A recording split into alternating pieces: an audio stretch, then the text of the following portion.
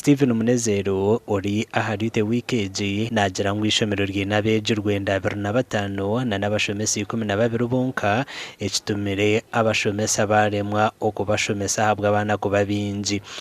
Indi ngorane yo tugiraga hano Nyarutembe batwoherezaga bigisha baviye kure bataraba kuno bagera hano akamara cyumweru kimwe umwaka gumwe akashaba transfer akigendera.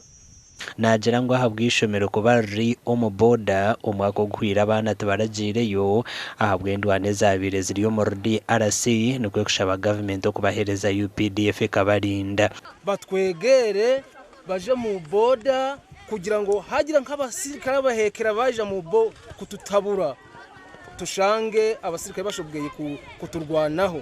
When they had some rebels nearby in a border, the following day some people failed to come, or even if when they're at school they escape, because especially those who are near the border, there's sometimes when they stay in the bush. Otherwise the rebels might cross and disturb us anytime. John Bosco nagira ngo tubahereruka kutunga umwana umwidara ryo kubanza.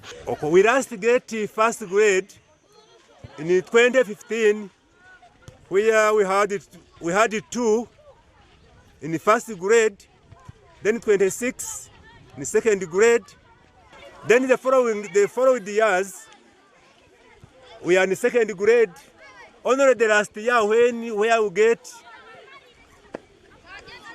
15 in the second grade.